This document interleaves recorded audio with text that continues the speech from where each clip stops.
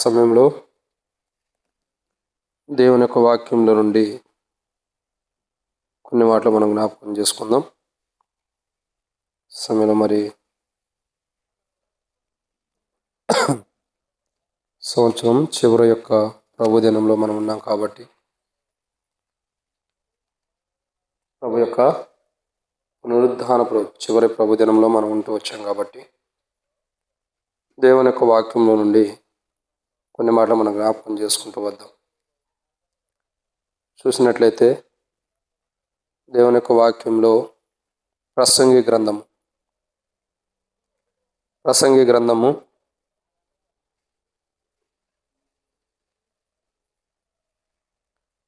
బైబిల్లో కొన్ని మాటలు మనం జ్ఞాపకం చేసుకుంటూ వద్దాం. ప్రసంగి గ్రంథము 7వ అధ్యాయం.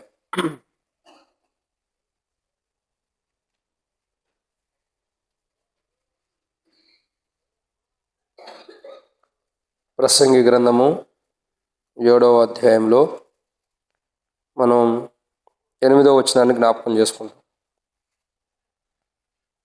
ప్రసంగి గ్రంథము 7వ అధ్యాయము 8వ వచనం.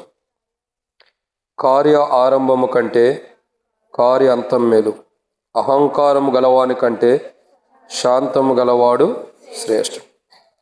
ఇక్కడ మనం చూసేటటువంటి మాట ఏంటంటే కార్య ఆరంభం కంటే అంతం మేలు. ఈ యొక్క సన్నివేశాన్ని మనం జాగ్రత్తగా గమనించినట్లయితే కార్య ఆరంభము ఈ సంవత్సరము ఆరంభ దినాల్లో మొదటి ఆదివారం కంటే ఈ సంవత్సరం ప్రభుదినం చివరి ప్రభు యొక్క పునరుద్ధాన రోజు అన్నది చాలా విలువైనది. ఆరంభంలో మనం ఎలా ఉన్నామో ముగింపు కూడా చాలా శ్రేష్టకరమైనది ఉండాలి. నూతన సంవత్సరం వచ్చినప్పుడు అందరము సంతోషంగా హ్యాపీగా నూతన సంవత్సరంలో ప్రవేశించామని ఒకరికొకరికి చేతులు ఇచ్చుకుంటూ ఒకరికొకరు హ్యాపీ న్యూ ఇయర్ చెప్పుకుంటూ ఇంకా చక్కగా సంతోషంగా ఉంటాం. మొదటి ఆదివారం రంగాల్ని హ్యాపీగా ఉంటుంది. ఇది ప్రభుదినం, మొదటి ఆదివారం, మొదటి ఆదివారం సంవత్సరానికి కాబట్టి సంవత్సరానికి మొదటి ఆదివారం కాబట్టి మనం మందిరానికి వెళ్ళాలని ఎక్కడెక్కడి నుంచి అయినా సరే మన దేవుని సన్నిధిలో కనబడతాం. ఎక్కడ ఉండగా, ఎక్కడ డ్యూటీ చేస్తున్నా, ఎక్కడ జాబ్ చేస్తున్నా. అంతకుముందు ఆ ఫోన్ ఎవరు దాపండి. ఇక్కడ ఆ సంవత్సరం మొత్తంలో మనం ఏం తప్పులు చేసినా, ఎక్కడెక్కడ ఏం చేసినా, తప్పులంటే మందిరానికి వెళ్ళినా వెళ్ళకపోయినా మొదటి ఆదివారం చివరి ఆదివారం అయితే ఖచ్చితంగా వెళ్తాం మందిరానికి. ఎందుకు? మొదట్లో ఆశీర్వాదాలు కావాలా, చివరిలో సంవత్సరం అంతా కాపాడినందుకు దేవుని సన్నిధిలో దీవెనల కొరకై వెళ్తాం. కానీ బైబిల్ అంటుంది కార్య ఆరంభం కంటే ఏం మేలు ఉండాలా? కార్య అంతం మేలు ఉండాలి. సుగంధ ద్రవ్యముల కంటే మంచి పేరు మేలు, ఒకరిని జనన దినము కంటే. ఇప్పుడు మరణ దినాల గురించి చెబితే మరి మరణిస్తున్నారంటారు, దాని గురించి వద్దు. అందుకే కొంత ఆలస్యం చేసే ఏం చేయాలి. కాబట్టి కార్య ఆరంభం కంటే అంతం మేలుగా ఉండాలి. సరే, బైబిల్లో కొందరు వ్యక్తుల యొక్క జీవితాల్లో కార్య ఆరంభంలో వారు దేవుని ద్వారా పొందుకున్నటువంటి ఎన్నో ఆశీర్వాదాలు ఉంటూ వచ్చినాయి. వాటిలో కొన్ని విషయాలు మాత్రమే మనం జ్ఞాపకం చేస్తున్నాం. కార్య ఆరంభంలో అంటే ప్రతి మనుషుని యొక్క జీవితంలో, ప్రతి మనుషుని యొక్క అనుభవంలో, ప్రతి మనిషిని దేవుడు సృష్టించినప్పుడు, ఎందుకంటారు కదా జన్మదినం కంటే మరణదినం మేలు. అంటే మనం జన్మించిన దానికంటే మన ముగింపు మేలుగా ఉండాలి. అయితే మనం జన్మించిన కోణంలో కూడా దేవుడు మనకు మేలు చేసేవాడుగా ఉన్నాడు.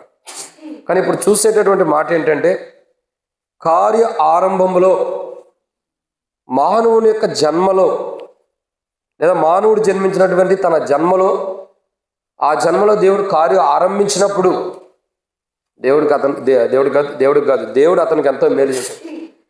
కార్య ఆరంభంలో మానవుడు కార్యం ఆరంభించినప్పుడు తన జీవితంలో దేవుడు చేసిన మేలు, ఒక మనుషుడు పుట్టినప్పుడు కానీ, ఒక మనుషుడు ఈ లోకానికి వచ్చినప్పుడు కానీ కార్య ఆరంభంలో దేవుడు చేసిన మేలు ఏంటి? దేవుడు చేసినటువంటి మేలుడు, వాటిని మనం ధ్యానించమునపు ప్రభు నడిపింపు కొరకు చిన్న ప్రార్థన చేద్దాం. ఆ ఫోన్ ఎవరితో రింగ్ అవుతుందో ఒకసారి చెప్పండి బయటికి. కార్య ఆరంభం కంటే అంతం మేలు. కాబట్టి కార్య ఆరంభంలో దేవుడు మానవులకి చేసినటువంటి మేళ్ళు ఒక 7 వ్యక్తుల గురించి మనం చూస్తాం. వాటిని మనం చూడక మునుపు, ఆ మాటలు ధ్యానించ మునుపు ప్రభు నడిపింపు కొరకు చిన్న ప్రార్థన. మమ్మల్ని మిక్కిలిగా ఎక్కువగా ప్రేమించిన ప్రియ పరలోకపు తండ్రి, పరిశుద్ధుడైన దేవా, మీకు స్తోత్రములు. మీరు ఇచ్చిన కృపకై వందనాలు.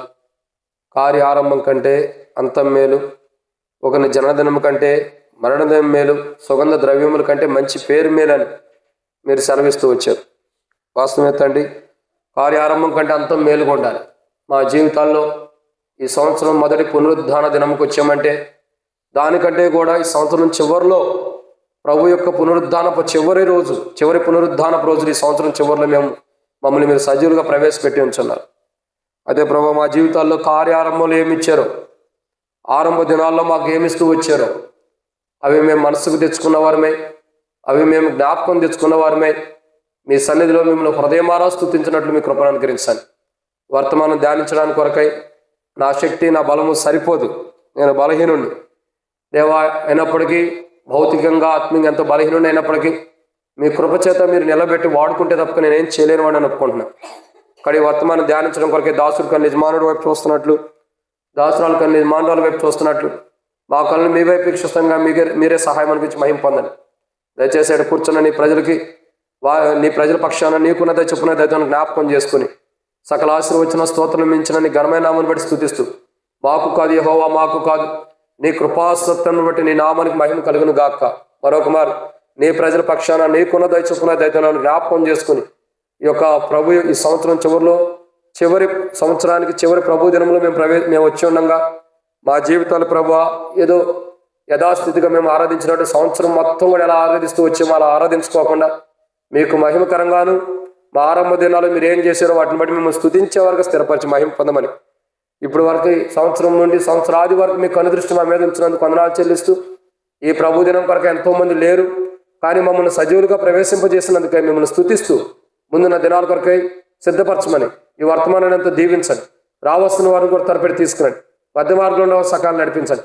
ఆలస్యం అవుతున్న వారిని కూడా మీరు హెచ్చించి సరిచేసి సకాలంలో నడిపించి మహిమ పొందమని ప్రభువైన యేసుక్రీస్తు నామములో విశ్వాసంతో ప్రార్థించి స్తుతించి అడిగిపెట్టుకుంటున్నాను తండ్రి. ఆమేన్. కాబట్టి దేవుని యొక్క వాక్యాన్ని చేసినట్టయితే బైబిల్లో రాయబడిన మాట, కార్య ఆరంభం కంటే కార్యాంతం మేలు. అయితే కార్య ఆరంభంలో ప్రభు మనకు చేసిన మేలుడు, ప్రభు కార్య ఆరంభంలో మానవులు అయిన మనకు చేసిన మేలుడు, లేదా మన జన్మదినంలో కానీ మనం పుట్టినప్పుడు కానీ పుట్టిన తర్వాత కానీ మన జీవితాలు ఆరంభించినప్పుడు ప్రభు మనకు చేసిన మేలుడు కొన్ని విషయాలు బైబిల్లో ఉన్నాయి. దాంట్లో మొదటి వ్యక్తి ఎవరు, తనకు చేసిన మేలు. మొదటి వ్యక్తి ఆదికాండము మొదటి అధ్యాయం. ఆదికాండం మొదటి అధ్యాయం మనం చూసినట్లయితే ఆదికాండంలో మొదటి అధ్యాయంలో మనం కొన్ని విషయాలు మనం చూడవచ్చు.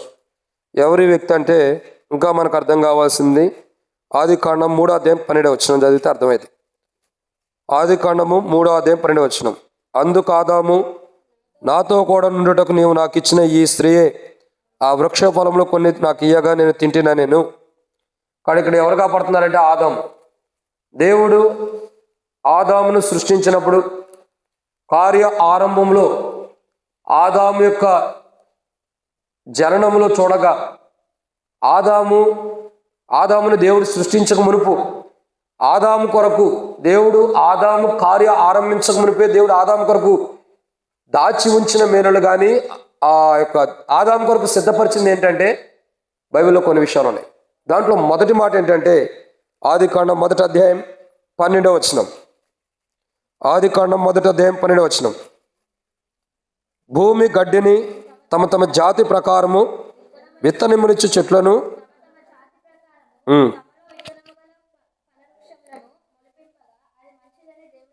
అది కానీ ఆదాము యొక్క ఆరంభ దినాల్లో, ఆదాము యొక్క అనుభవ దినాల్లో దేవుడు ఏం చూశాడు?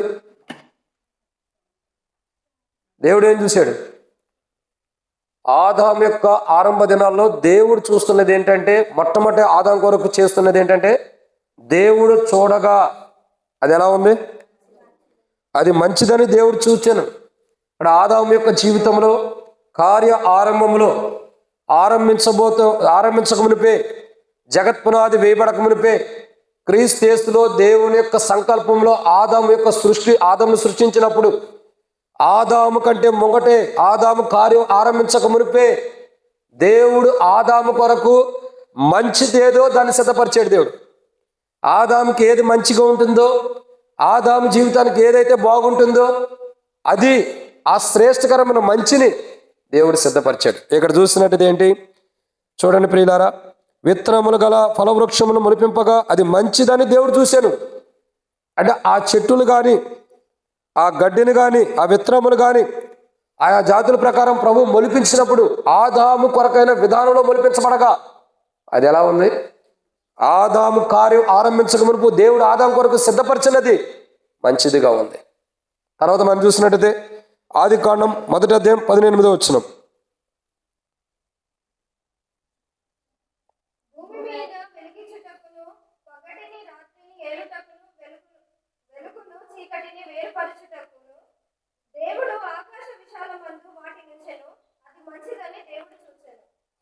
కాబట్టి రెండో కోణాన్ని ఇక్కడ చూస్తున్నాం ఆదాము యొక్క జీవితంలో. మొట్టమొదటిగా గడ్డిని, తర్వాత భూమి గడ్డిని తమ తమ జాతుల ప్రకారం విత్తనం ఇచ్చి చెట్లను తమ తమ జాతుల ప్రకారం తమలో విత్తనములుగా ఫలవృక్షములు మొలిపింపగా అది దేవుడు మంచిదని చూశాడు.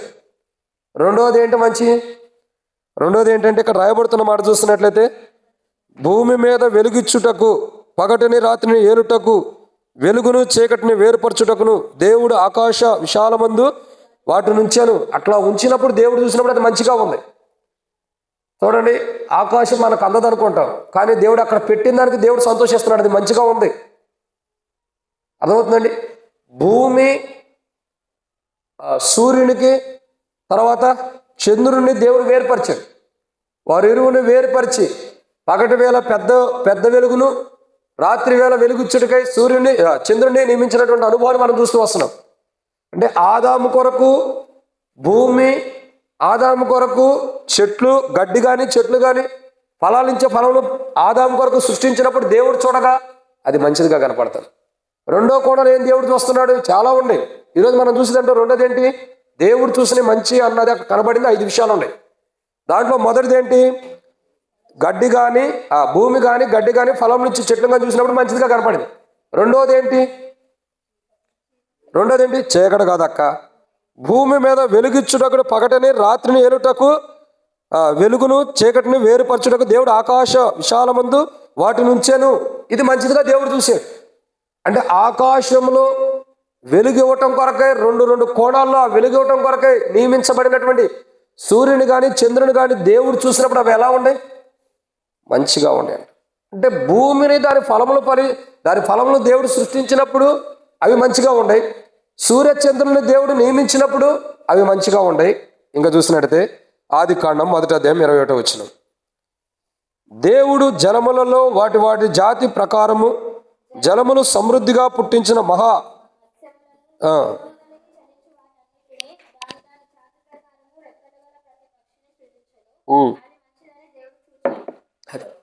ఏం చూశాడు దేవుడు?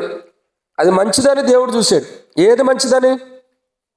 జీవము కలిగి చరించు ప్రతి వాటన్నిటిని దాని జాతుల ప్రకారం రెక్కలుగా ప్రతి పక్షిని సృష్టించినప్పుడు ఇది మంచిదని దేవుడు చూశాడు. ఇక్కడ గమనించండి, జాతులు అంటే మన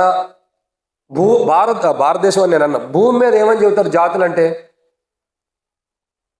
అప్పుడప్పుడు అంటారు నీది ఏ జాతి అంటారు. జాతి అంటే ఏంటి చెప్పండి? జాతి అంటే ఏంటి? కులం. కానీ దేవుని దృష్టిలో జాతి అంటే ఏంటి తెలుసా?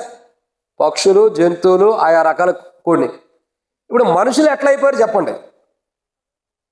ఇప్పుడు మనుషుల్లో జాతులు అంటూ లేదు. మీరు బాగా గుర్తుంచుకోండి, దేవుడు మొదట్లోనే చెప్పాడు. ఆదికాండంలో 1వ అధ్యాయం 21వ వచనం ఏముంది? దేవుడు జలముల్లో వాటి ప్రతి జాతి ప్రకారము జలములు సమృద్ధిగా పుట్టించిన మత్స్యములను జీవము కలిగి చాలించు వాటన్నిటిని దాని జాతి ప్రకారం చేసాడు. దేవుడు సృజించాడు. అంటే జాతులు అన్నవి ఎక్కడ ఉన్నాయి? పక్షుల్లోనూ లేక ఎక్కడ ఉంది? ఇంకా పక్షుల్లోనే కానీ జంతువుల్లో కానీ లేదా సముద్రం యొక్క అనుభవం జలరాశుల్లో ఉండేమో కానీ మనుషుల్లో జాతి అన్నది లేదు. కానీ జాతులు ఎక్కడి నుంచి పుట్టుకొచ్చినాయి? మానవుడు కోతి నుండి పుట్టాడని చెబుతారు కదా, అట్లా పుట్టుకొచ్చినాయి కూడా. కోతి శ్రేష్ఠాలు మనలో ఉన్నప్పుడు మనలో నుండే జాతులు పుట్టుకొచ్చినాయి. కానీ బైబిల్ ప్రకారం అది కాదు. కానీ దేవుడు జీవము గల వాటిని అన్నిటిని సృష్టించినప్పుడు అది మంచిగానే ఉంది. భూమిని చెట్లను సృష్టించినప్పుడు మంచిగా ఉంటాయి, సూర్యచంద్రులను సృష్టించినప్పుడు మంచిగా ఉంటాయి. ఇంకా ఇంకా ఇది ఈ మంచితనాన్ని గురించి ఎందుకు చదువుతున్నాను తర్వాత అర్థమైంది.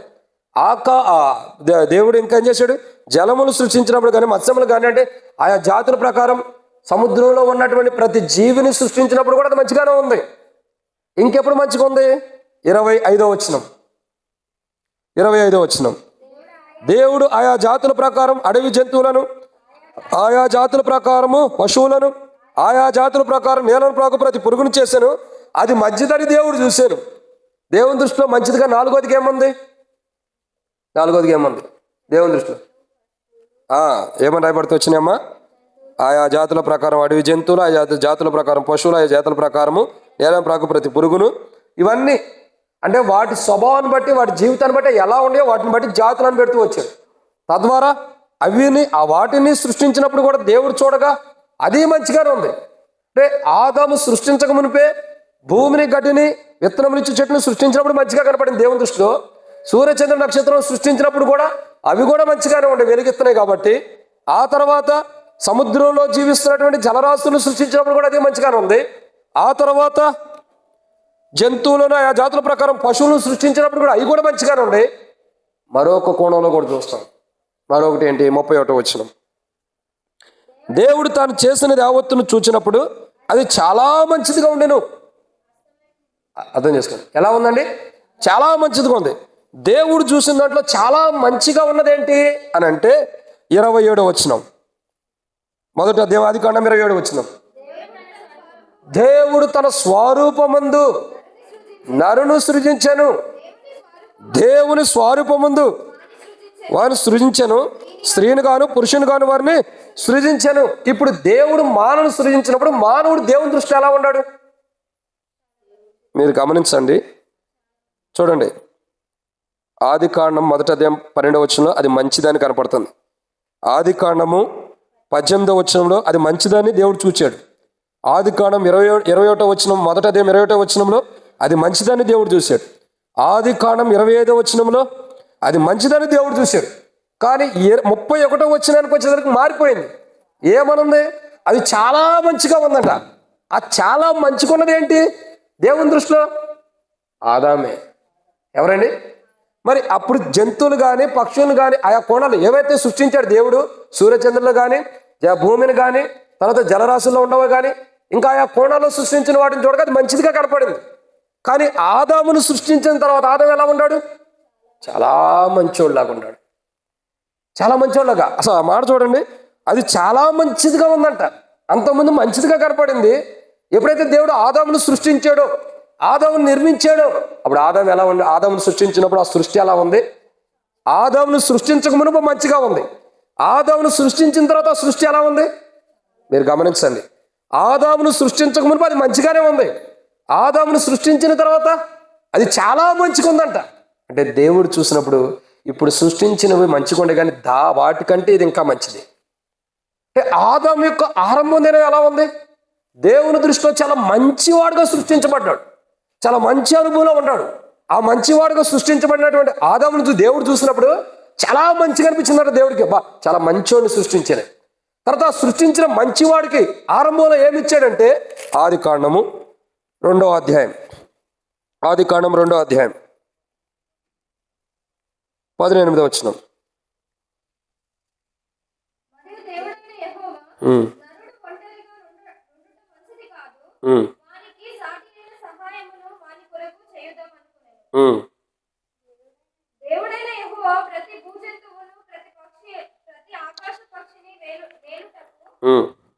చాలమ్మ. తర్వాత 7వ వచనం కూడా 7వ వచనం. దేవుడైన యెహోవా 2వ అధ్యాయం ఆదికాండం 7వ వచనం. దేవుడైన యెహోవా నేల మంటితో నరుని నిర్మించి వాని నాసికారంధంలో జీవవాయువును ఓదగా నరుడు జీవాత్మాయను. ఇంత గొప్ప అనుభవంలో ఆదామును సృష్టించాడు దేవుడు. ఆదామును దేవుడు సృష్టించినప్పుడు చూడగా చాలా మంచివాడుగా ఉంటాడు. ఆ మంచివాడికి దేవుడు ఏమిచ్చాడంటే చూడండి, జీవాత్మనిచ్చాడు.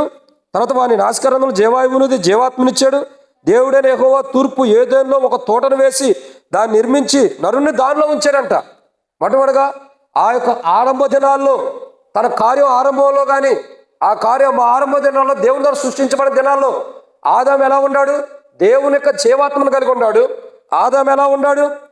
ఏదైనా తోటలో ఉంచబడిన వాడుకున్నాడు. ఇంకా ఆదాము ఎలా ఉన్నాడు?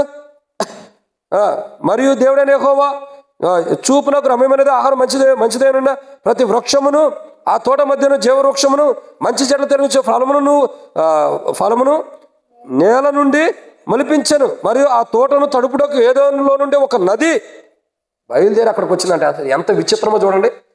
ఆదాము ఎక్కడికి వెళ్ళి రిజర్వాయర్లు కట్టాలి? ఆదాము ఎక్కడి నుంచి రిజర్వాయర్లు కట్టాలి? ఎక్కడి నుంచి నీళ్లు తోడుకు రావాలి? అందుకే దేవుడే ఆదాము కొరకు ఏదేనులో నుండి ఒక నదిని పంపించాడు ఆదాము దగ్గరికి. ఆ తోటను నిరభ్యంతరంగా సేద్యపరుచుకో. అసలు ఆదాము ట్రైన్లు పెట్టల, ఆదాము జేసీబీలు పెట్టల, ఆదాము కష్టపడి తవ్వింది కదా నది. దేవుడే తన సంకల్పంలో తన దైవ చిత్తంలో ఏదేనులో నుండి ఒక నదిని బయలుదేరి చేసి అక్కడి నుండి చీలిపోయి 4 శాఖలుగా చేసి ఆదాము దగ్గరికి నీళ్లు రావాల్సిన రీతిలో తీసుకొచ్చింది. అంటే దేవుడు ఆదామును సృష్టించినప్పుడు మంచిగా ఉన్నాడు ఆదాము. తర్వాత మంచిగా ఉన్నవాడికి దేవుడు ఏం చేశాడు? కార్య ఆరంభంలో దేవుడు ఏం చేశాడు? ఆదాముకి జీవాత్మనిచ్చాడు, ఒక ఏదోని తోటలో ఉంచాడు. ఇంకా చూడగా దాన్ని సేద్యపరిచే దాన్ని తెచ్చాడు. ఇంకా చాలా గొప్ప మాటలు అంటాడు దేవుడు. ఏమనంటే చాలా విషయాలు ఉన్నాయి. మనం చూస్తే సమస్తాన్ని ఏలుకోమని కూడా దేవుడు అధికారం ఇస్తాడు. ఇంకేం చేస్తాడు దేవుడు అనంటే ఇక్కడ కూడా చూస్తున్నాం 18వ వచనం. మరియు దేవుడైన యెహోవా నరుడు ఒంటరిగా ఉండుట మంచిది కాదు, వానికి సాటి అయిన సహాయము వాని కొరకు చేయదును అనుకున్నాను. అంటే ఆదాము ఒక్కడే ఉన్నాడని, ఆదాము ఒంటరిగా ఉన్నాడని దేవుడు చూసి అతన్ని సృష్టించినప్పుడు దేవుడు మంచిగా కనపడ్డాడు. కాబట్టి ఆదాము మంచిగా ఉన్నవాడికి జీవాత్మనిచ్చాడు, మంచిగా ఉన్నవాడికి ఏదోని తోటలో తీసుకొచ్చాడు, మంచిగా ఉన్నవాడి కొరకు ఏదైనా తోటలో ఉంచాడు. మంచిగా ఉన్నవాడిని మంచిగా ఉన్నవాడి కొరకు ఏదైనా తోట దగ్గరికి ఏదైనా నుండి ఒక నది పారేదట్టు చేశాడు. మంచిగా ఉన్నవాడికి ఏం చేశాడు? ఏలే అధికారం ఇచ్చాడు. మంచిగా ఉన్నవాడికి తనకు సాటి సహాయమును కూడా దేవుడు ఇస్తున్నాడు. ఎవరికి ఇచ్చాడు? ఆదాముకి. కార్య ఆరంభంలో దేవుడు ఆదాముకి ఎట్లయితే ఇస్తూ వచ్చాడో ఇంకా ఆదాము యొక్క జీవితం చూడగా ఆదాము ఏదైతే దేవుడు ఆదాము దగ్గరికి పశువులు తీసుకొచ్చాడో ఆయా జాతుల ప్రకారం ఆయా పశువుల ప్రకారం వాటికి ఏదేదైతే ఆదాము పేరు పెట్టాడో అదే పేరు నేటికి మానవుల మధ్యలో జీవిస్తూ ఉంది. ఆ పేరు జీవిస్తుందా లేదా? మన పితరులు చిన్నప్పుడు చూసినప్పుడు మన ఊరి మధ్యలో తిరిగే కుక్కలు కుక్క అన్నారు. ఇప్పుడు అదే పేరు ఉందా లేదా? నక్క అంటున్నారు. అసలు ఈ పేర్లు పెట్టింది ఎవరు? ఆదాము. అంటే ఆదాము మంచిగా ఉన్నప్పుడు దేవుడు ఆదాము ద్వారా పెట్టించిన పేరు ఎప్పటికీ జీవిస్తుంది. అదే అంటాడు కదా, ఇదిగో హేబేలు అతడు మృతి పొంది ఇంకను జీవించుచున్నాడు.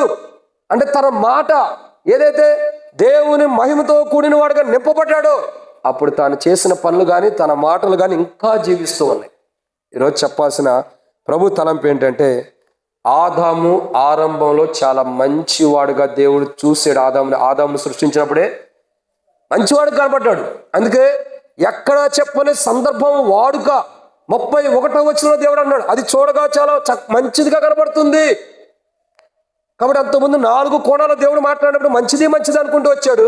కానీ 5వ కోణాన్ని చూడగా అది చాలా మంచిదిగా కనపడింది. అంత గొప్ప అనుభవంలో ఆదాముని దేవుడు సృష్టించుకున్నాడు. అలాంటి ఆదాము దేవుడు ఆదాముని సృష్టించిన తర్వాత మంచివాడుగా సృష్టించిన తర్వాత ఆదాముకి ఏమిచ్చాడండి? కార్య ఆరంభంలో మొట్టమొదటిగా జీవాత్మనిచ్చాడు. తర్వాత ఏదైనా తోట నుండి ధన్యత ఇచ్చాడు. తర్వాత జీవనదిని ఇచ్చాడు. తర్వాత వృక్షఫలములు ఇచ్చాడు. తర్వాత సమస్త నేలే అధికారం ఇచ్చాడు. తర్వాత తనకు సాటి అయిన సహాయం ఇచ్చాడు. తర్వాత ఆదాము ఏ పేరు పెడుతున్నాడు ఆ పేరు దేవుడు అనుమతించాడు. అంటే ఒక మంచివాడుగా ఆదామును సృష్టించి ఆదాముకి కార్య ఆరంభంలో ఇచ్చిన ధన్యతలు ఇవి. ఇన్ని గొప్ప ధన్యతలు ఆదామును సృష్టించగాదు, దేవుడు మనల్ని సృష్టించినప్పుడు కూడా మనం ఎలా ఉన్నాం దేవుని దృష్టిలో? చెడ్డవారుగా లేం. లోకానికి వచ్చిన తర్వాత చెడ్డవారు అయ్యేమో కానీ దేవుని దృష్టిలో జగత్పునాది వేయబడకముందే దేవుడు మనం సృష్టించినప్పుడు మనల్ని దేవుడు చూడగా మనం ఎలా ఉంటాం? నల్లగుండా తెల్లగుండా మచ్చలుండా డాగులుండా దేవుడు మనల్ని చూసినప్పుడు మనం ఎలా ఉన్నాం? చాలా మంచివారు ఉన్నాడు. అంటే ఆదామును దేవుడు చూసినప్పుడు ఎంత మంచిగా ఉన్నాడు ఆదాము, అంత మంచివారుగా దేవుడు మనం సృష్టించి మనలో యేసుక్రీస్తు ప్రభు కలువరిశిల యొక్క మరణ భూస్థాపన ద్వారా, యేసు ప్రభు కలువరిశిలో ప్రాణం పెట్టి చనిపోయి తిరిగినటం ద్వారా, ఆయన మరణ భూస్థాపన ద్వారా ఆయన యొక్క ఆత్మని మన హృదయాల్లో కుమ్మరించి ఆయన ఆత్మ జీవాత్మ కలిగే మన హృదయాల్లో ఆత్మీయంగా జీవిస్తాను. అదే కదా, మనలో ఒకరోజు దేవుని యొక్క ఆనాడు ఆదాము ఏదైనా తోటలు అట్లా పెట్టాడు, ఒకరోజు దేవుని యొక్క వనములో మనల్ని పెట్టబోతున్నాడు. ఇంకా ఆదాముకి ఏ అధికారం అయితే ఇచ్చాడో, ఏ అధికారం మనకు కూడా దేవుడు ఇవ్వబోతున్నాడు. అధికారం ఆదాము ఏ పేర్లు పెట్టాడో ఆ ధన్యత మనకు కూడా వస్తుంది. ఆదాముకి సరైన సహాయం ఎలా సమకూర్చాడో మనకు కూడా రక్షణ మారుమోసు మనకిచ్చి అనేకమైన ఆత్మీయుల్ని సాటి అయిన సహాయంగా దేవుడు సమకూర్చాడు. ఆదామును చూసినప్పుడు మంచివాడికి చాలా మంచివాడు కనపడ్డాడు. మనల్ని కూడా దేవుడు చూసినప్పుడు చాలా మంచివాడుగా ఉన్నాం. కాబట్టి చాలా మంచి స్థితిలో, అంటే ఒకప్పుడు పాపంలో చెడిపోయిన వారమే యేసు ప్రభు రావటం ద్వారా ఈ లోకానికి ఆయన జన్మించి కలువరిశిలో ప్రాణం పెట్టడం ద్వారా దేవుని దృష్టిలో ఆయన రక్తం ద్వారా కడగబడిన మనం మంచివారికి కనబడ్డాం. కాబట్టి ఇప్పుడు మనకు ఆయన ఆత్మనిచ్చాడు, జీవాత్మని. ఇంకా ఆత్మ ఎప్పుడు జీవింపజేస్తుందంట. ఆ జీవింపజేసే జీవంతో కూడిన ఆత్మనిచ్చి ఆయన వనములో ఉంచి, ఇంకా ఆయన యొక్క జీవజలం తగ్గ అనుభవంలో తీసుకొచ్చి, ఆయనలో ఫలించే అనుభవాన్ని తీసుకొచ్చి, ఆయనలో ఉంటూ ఏరే అధికారాన్ని ఇచ్చి, సాటి అయిన సహాయం ఇచ్చి గొప్ప ధన్యకరమైన జీవితాన్ని మనకి ఇచ్చాడు. ఆదాము ఎలాగైతే చూడటానికి మంచివాడుగా చాలా మంచివాడు కనపడ్డాడు, మనం ఒకప్పుడు మంచివారం కాదు. కానీ యేసు ప్రభు మన కొరకై కలువరిశిలో ప్రాణం పెట్టి చనిపోయి తిరిగిలేటం ద్వారా మన జీవితం కూడా దేవునిలో మంచివారిగా ప్రభు రక్తం ద్వారా కడగబడినప్పుడు మంచివారికి కనబడ్డాం. ఆ మంచివారిగా కనబడిన మనకి దేవుడి గొప్ప ఆధిక్యత ఇచ్చినందుకు ప్రభుని ఆరాధించాలి. ఇది మొదటి మాట. ఇంకా చాలా ఉండే 7 పాయింట్లు అయిపోయినాయని అవిని అనుకోకండి, ఇంకా చాలా ఉన్నాయి. రెండవదిగా ఆది కాండము 2వ మానవుని చూద్దాం. మొట్టమొదటి మానవుడు ఆదామును సృష్టించినప్పుడు దేవుడు చూడగా ఎలా ఉన్నాడు? చాలా మంచివాడుగా ఉన్నాడు. మంచివాడుగా ఉన్నప్పుడు ఆదాముకి ఏమి ఇచ్చాడు అన్నది 7 విషయాలు చూసాం. ఆరంభంలో ఆదాము జీవితం ఎలా ఉంది? చాలా మంచివాడుగా ఉన్నాడు. దేవుని ద్వారా ఏం పొందుకోలే పొందుకుంటూ వచ్చాడు. రెండో వ్యక్తిని మనం చూద్దాం. ఆది కాండం 25వ అధ్యాయం. ఆది కాండము 25వ అధ్యాయం 25, 28 వచనాలు. ఆది కాండం 25వ అధ్యాయం 25వ వచనము మరియు 28వ వచనం. మొదటివాడు ఎర్రనివాడుగా బయటకు వచ్చెను, అతని ఒళ్ళంతయు రోమ వస్త్రముల వలె నుండెను గనుక అతనికి ఏశావు అను పేరు పెట్టిరి. ఏశావు అంటే అర్థం ఏంటి? రోమములు లేక ఎర్రని వాడని అర్థం. కాబట్టి ఇక్కడ మనం రెండో కోణాన్ని చూస్తూ వస్తున్నాం. ఏంటి రెండో మాట అంటే? రెండో వ్యక్తి ఎవరు? ఆరంభంలో తన జీవితంలో ఎంతో శ్రేష్టకరమైన ధన్యత పొందుకున్న వారిలో మొట్టమొదటిగా దేవుని ద్వారా సృష్టించబడిన మొదటి మానవుడు ఆదాము దేవుని దృష్టిలో చాలా మంచివాడుగా ఆరంభాన్ని ఆరంభించాడు. దేవుని ఆత్మ కలిగి ఏలే అధికారులుగా అన్నీ ఆరంభించాడు. రెండో వ్యక్తి ఎవరు అంటే మొదటి మానవుడైన వాడిని మంచివాడుగా కనబడటం ద్వారా దేవుడు ఎన్నో దీవెనలు ఇచ్చాడు. మన జీవితాలు యేసు ప్రభు రావటం ద్వారా మనల్ని ఆయనలో నూతన సృష్టిగా చేయటం ద్వారా దేవుడు ఆదాముని ఎలా నూతన సృష్టిగా చేశాడు, అలాగే మనల్ని కూడా క్రీస్తు చేస్తున్న దేవుడు మనల్ని నూతన సృష్టిగా చేయటం ద్వారా మనలో జీవాత్మ ఇచ్చి ఇంకా అనేకమైన ఆశీర్వాదాలు ఇచ్చిన విషయాన్ని మనం చూస్తున్నాం. రెండో కోణం ఏంటి అంటే ఆది కాండం 25వ వచనంలో రెండో వ్యక్తి ఎవరంటే ఏశావును చూస్తున్నాం. ఏశావు ఎవరు? వాగ్దానపు పుత్రుని యొక్క కుమారుడు. అదే కదా, వాగ్దానపు పుత్రుని యొక్క కుమారుడు. వాగ్దాన పుత్రుడు ఎవరు? ఇస్సాకు. ఇస్సాకు యొక్క పుత్రుడు ఎవరు? అదే వాగ్దానపు పుత్రుని కుమారుడు అంట. అంటే ఆ మాట అంటే కారణం ఏంటంటే వాగ్దాన పుత్రుడు ఇస్సాకు అయితే అతని కుమారుడు ఎవరు? ఏశావు. ఎవరు? ఏశావు. ఏశావు యొక్క జీవితం ఎలా ఉంది? తండ్రి ద్వారా ప్రేమించబడుతున్నవాడు. దాని సాదృశ్యం ఏంది? ఏశావు ఆరంభ దినాల్లో వాగ్దాన పుత్రుని యొక్క కుమారునిగా జన్మించి ఏశావు యొక్క జీవితంలో జరుగుతున్న మొదటి ఆరంభం ఎలా ఉంది మనం చూసినట్టయితే ఎలా ఉన్నాడు? 28వ వచనం. ఇస్సాకు ఏశావు తెచ్చిన వేట మాంసం తినుచుండెను గనుక అతన్ని ప్రేమించెను. ఎవరిని ప్రేమించాడు? తండ్రి వాగ్దాన పుత్రుడు ఎవరిని ప్రేమించాడు? తన కుమారుడైనటువంటి ఏశావును ప్రేమించాడు. అంటే ఏశావు యొక్క జీవితం ఎలా ఉంది? ఆరంభంలో తండ్రి ద్వారా ప్రేమించబడిన వాడుకుంటున్నాడు. తండ్రి యొక్క ప్రేమను పొందుకున్న వాడుకున్నాడు. తండ్రి యొక్క సమృద్ధి అయిన ప్రేమను కలిగి ఉంటున్న వాడుకున్నాడు. తండ్రి ప్రేమను సమృద్ధిగా పొందుకున్న అనుభవంలో ఏశావు యొక్క జీవితంలో ఉంది. అందుకే చూడండి, ఎవరు ఇస్సాకు ఏశావును ప్రేమించాడు, రెబెకా ఎవరిని ప్రేమించింది? యాకోబుని. అంటే ఇక్కడ తండ్రి ప్రేమ ఎవరికి వచ్చింది? ఏశావుకే వచ్చింది. అంటే ఏశావు మొదటివాడు. సృష్టించబడినప్పుడు ఏశావు యొక్క జీవితం చూడగా ఏశావు ఎలా ఉన్నాడు? మొదటి వాడేమో మంచివాడుగా ఉన్నాడు. రెండో వాడు ఎలా ఉన్నాడు? కార్యారంభంలో తండ్రి ద్వారా ప్రేమించబడుతున్నాడు. తండ్రి ద్వారా ప్రేమించబడిన అనుభవం మొదటి వాడిలో ఉంది. ఈరోజు మనం గమనించాల్సిన కోణం ఏంటంటే, మన జీవితాల్లో కూడా యేసుప్రభు వారు రావటం ద్వారా, యేసుప్రభు వారు కలువరిశిలో ప్రాణం పెట్టి చనిపోయి తిరిగి లేవటం ద్వారా, ఆయన మరణ భూస్థాపనం, ఆయన కలువరిశిలో మన కొరకే పొందిన వేదన, బాధ, దుఃఖం, ఇంకా ఆ వేదన బట్టి ఆయన కార్చిన రక్తం ద్వారా, ఆయన చిందించినటువంటి రక్తం ద్వారా, ఆయన యొక్క కన్నీటి బొట్టుల ద్వారా మనం ఏం చేయబడుతున్నాం? యోహాను సువార్త 3వ అధ్యాయం 16వ వచనం రాయబడుతూ వచ్చింది, దేవుడు లోకమును ఎంతో ప్రేమించాడు. అంటే తండ్రి ప్రేమ. ఇస్సాకు తన వాగ్దాన పుత్రుడైన ఇస్సాకు తన కుమారుడికి ఎలాంటి ప్రేమను కనపరిచాడు? మహోన్నతుడైన దేవుడు తన వాగ్దాన పుత్రుడైన యేసు ప్రభు ద్వారా ఆ గొప్ప ప్రేమని మనకు కనపరిచిన వాడుకున్నాడు. ఏం కనపరిచాడు? కార్య ఆరంభం ఇలాంటిది. ఇక్కడ రాయబడుతున్న మాట ఏంది? ప్రసంగి గ్రంథం 7వ అధ్యాయం 8వ వచనం ఏమని రాయబడుతూ వచ్చింది? కార్య ఆరంభం కంటే కార్యాంతం మేలు. కానీ కార్య ఆరంభంలో ఎలా ఉంది? కార్యారంభంలో ఎలా ఉంది? మంచివాడుగా కనపడుతున్నాడు, ఆశీర్వాదాలు పొందుకుంటున్నాడు. రెండోదిగా తండ్రి ద్వారా ప్రేమించబడి దీవెనలు పొందుకోవటానికి సమీపంగా ఉన్నటువంటి వాడు. అంతే కదా?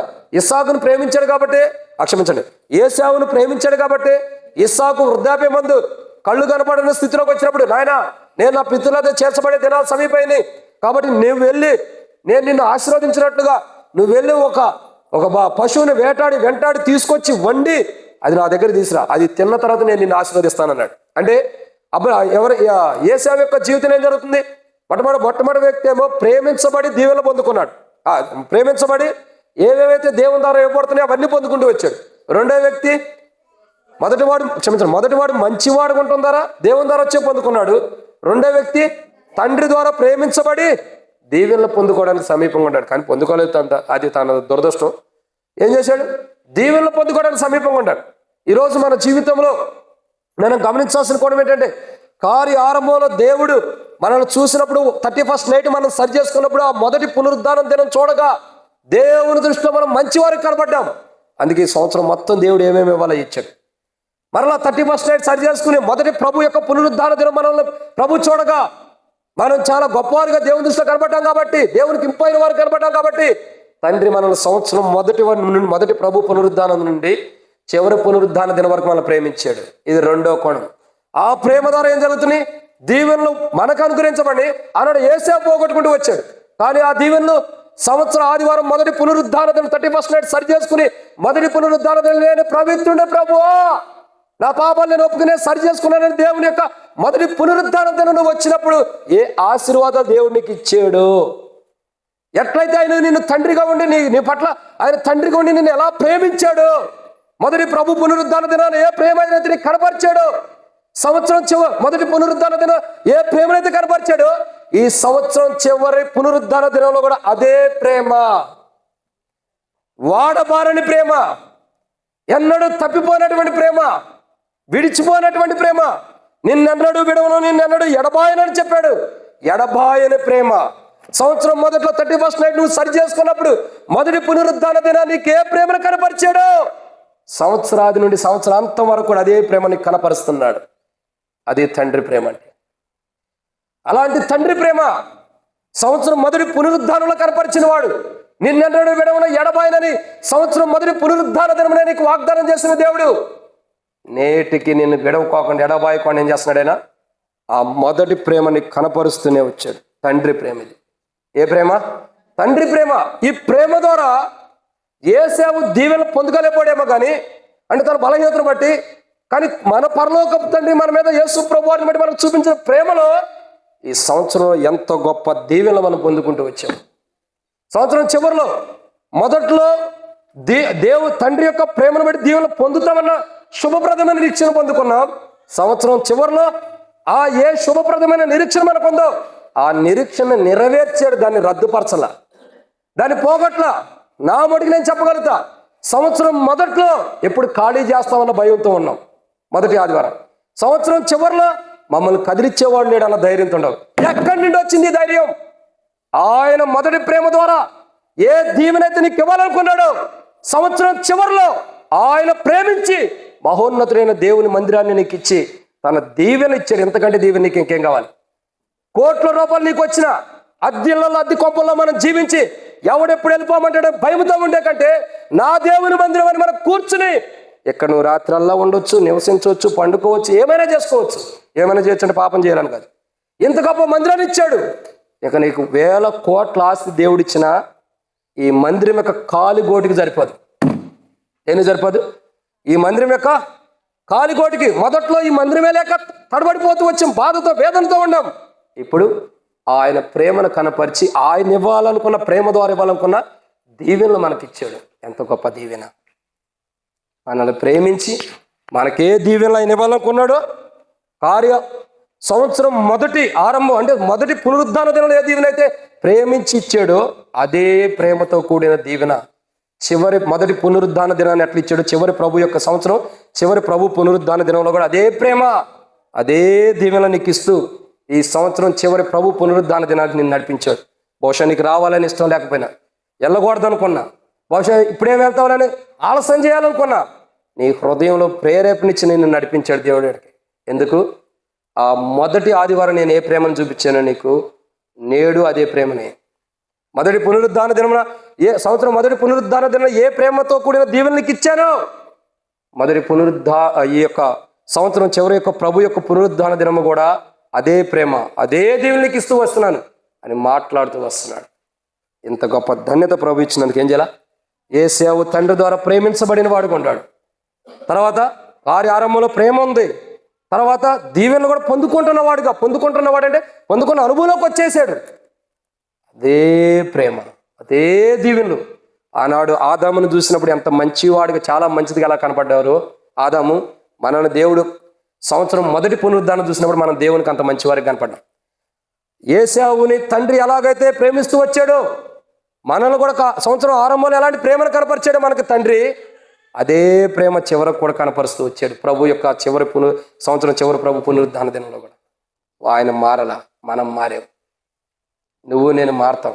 ఎందుకంటే మనం మనుషులం కాబట్టి మనలో మన యొక్క స్వభావం, మన మనస్తత్వం, మన అహంకారాలు ఉంటాయి కాబట్టి, గర్వాలు ఉంటాయి కాబట్టి మనం మారాం దేవునిలో.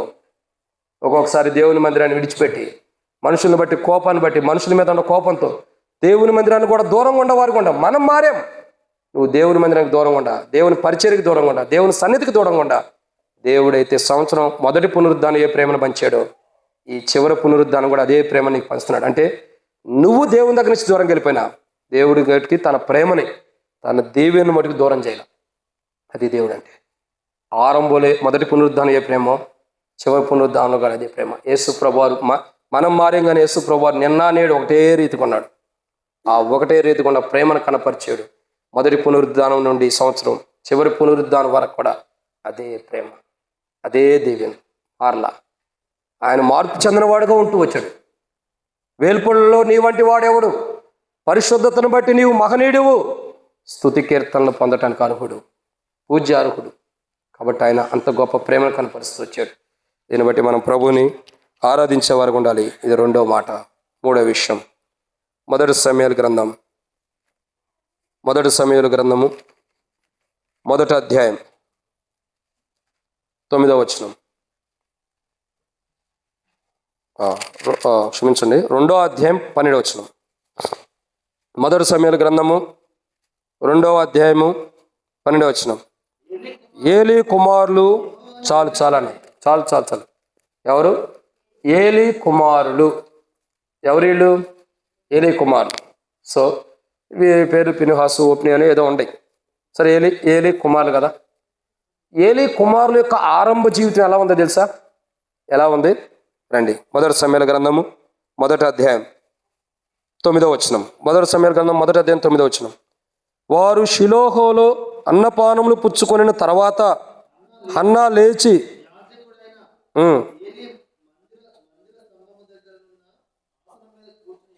ఆగండి. ఏలీ కుమారులు మనం చూస్తున్నాం. ఏలీ కుమారులు ఏ స్థితిలో ఉన్నవారుగా కార్యం ఆరంభించారు తెలుసా? వారి తండ్రి ఎలా ఉన్నాడు? మొట్టమొదటిగా వారి తండ్రి ఎలా ఉన్నాడు? మందిరము అంటే షిలోహులో ఉన్న దేవుని యొక్క మందిర స్తంభం మీద, ఆ స్తంభం దగ్గర ఏం చేశాడు? స్తంభం దగ్గర ఉన్న ఆసనం మీద కూర్చున్నా, అంటే ఆ సింహాసనం మీద కూర్చున్నట్టు అనుభవం. మాట చెప్పాలండి, అక్కడ చైర్ వేయబడింది, ఆ చైర్ మీద కూర్చున్నాడు. అంటే దేవుని మందిరంలో కూర్చునే ధన్యత కలిగినటువంటి గొప్ప నాయకుడి యొక్క కుమారులుగా పుట్టారు వీళ్ళు. మళ్ళీ ఇంకెలా ఉన్నాడు ఏలియా?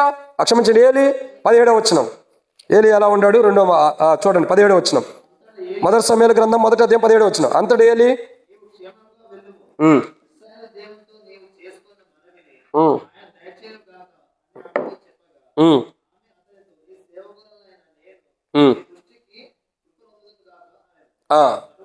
చాలన్న తర్వాత ఉంది. కాబట్టి ఇక్కడ మనం చూస్తున్న మరో కోణం ఏంటి?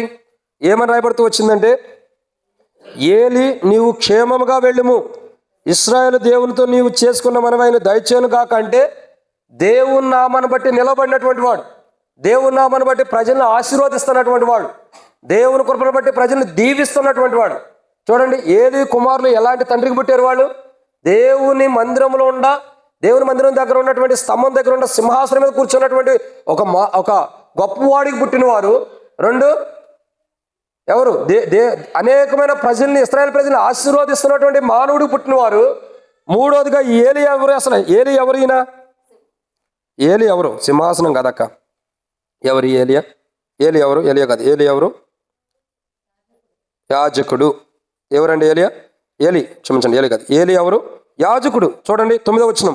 వారు షిలోహులో అన్నపాలను పుచ్చుకున్న తర్వాత హన్నా లేచి యాజకుడు అనే ఏలీ. మొట్టమొదటిగా ఆయన ఎవరు? మందిర స్తంభము దగ్గర ఉన్న సింహాసనం మీద ఆసీనుడుగా ఉన్నవాడు. రెండు, ఇశ్రాయేలు ప్రజల్ని దీవిస్తున్నటువంటి వాడు. మూడు, యాజకత్వం కలిగిన వాడు. ఇంత గొప్పవానికి పుట్టినటువంటి వారు ఏలీ కుమారులు. ఏలీ కుమారులు ఇంత గొప్పవారిగా పుట్టి వాళ్ళు ఏం చేస్తున్నారు అని అంటే, వారి జీవితాల్లో చూడండి 13వ వచనం, 2వ అధ్యాయం 13వ వచనం, మొదటి సమూయేలు గ్రంథం.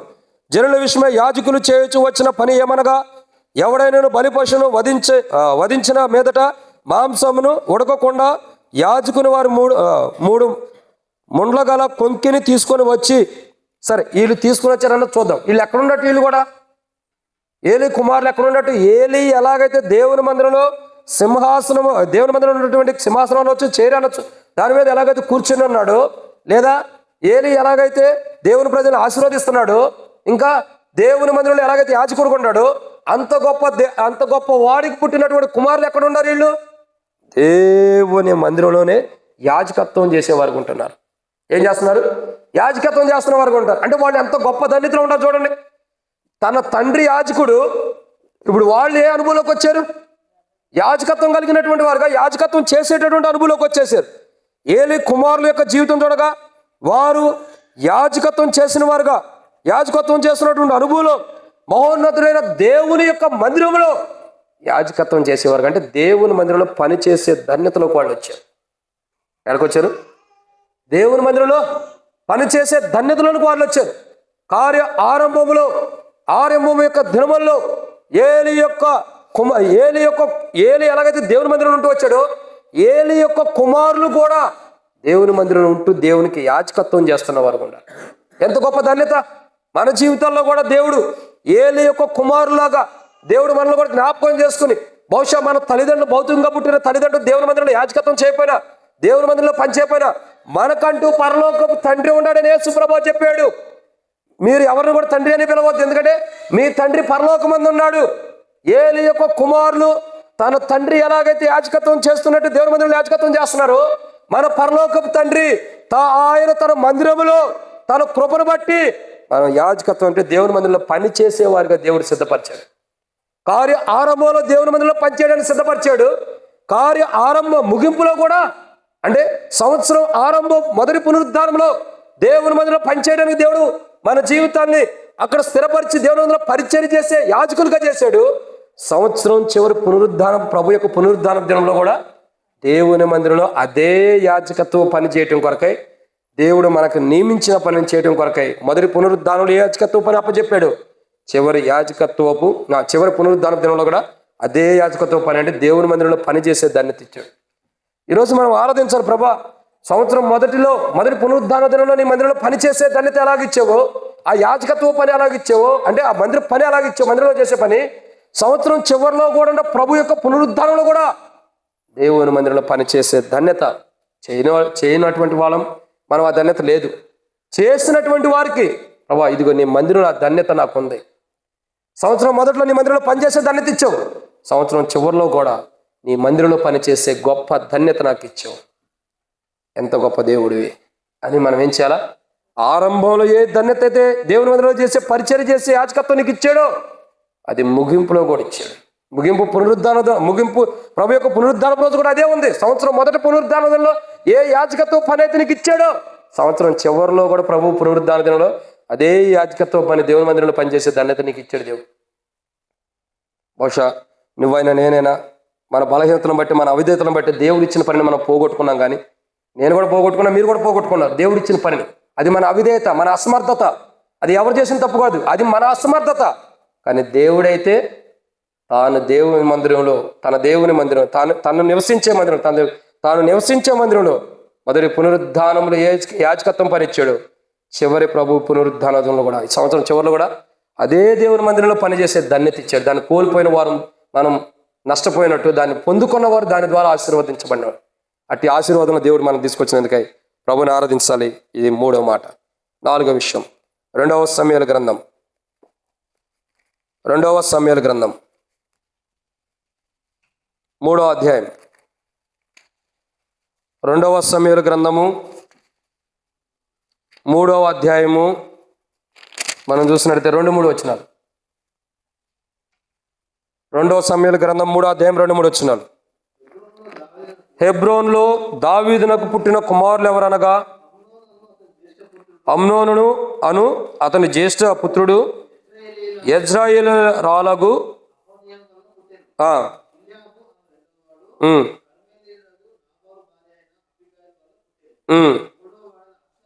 అబ్షాలోము మాయక వల్ల పుట్టిన. చాలు ఇక 4వ దగ్గరికి వెళ్ళద్దు. ఇది 3వ మాట కాబట్టి 3లోనే అయిపోదాం. 4వ మాట కాబట్టి ఇక్కడ మనం చూస్తే నిన్న మాట ఇది 4. మొట్టమొదటిగా దేవుడు ఆరంభం కంటే అత్తమేలు అన్నాడు కదా, వాక్యం అంటుంది కదా. ఆరంభంలో ఆదాము సృష్టించాడు. ఆదాము ఎలా ఉన్నాడు? చాలా మంచివాడు కనపడ్డాడు. రెండో వ్యక్తి ఎవరు? మంచివాడు కనపడ్డాడు. కాబట్టి ఆదాముకి దేవుడు ఇవ్వాలనుకున్న ఆశీర్వాదాలు ఇచ్చేసాడు. ఏమేమి ఇవ్వాలో ఎన్ని ఇచ్చాడు, అవి మనకు కూడా దేవుడు ఇచ్చాడు. దాన్ని బట్టి ఆరాధించాలి. రెండో వ్యక్తి ఎవరు? ఏశావుకి ఎలాగైతే తండ్రి ప్రేమను కనపరిచి ఆ తండ్రి ప్రేమ పొందుకున్నవాడు గుండి తండ్రి ద్వారా దేవుని పొందడానికి అరుగుడిగా ఎంచబడ్డాడు. అలాగే సంవత్సరం మొదట్లో మనం అలాగే తండ్రి ప్రేమను పొందుకున్నాం. తండ్రి ద్వారా వచ్చే ఆశీర్వాదాలు పొందడానికి, దీవెన పొందడానికి అరుగులుగా ఎంచబడుతూ వచ్చాం. అదే ప్రేమ ఇప్పటి వరకు ఉంది.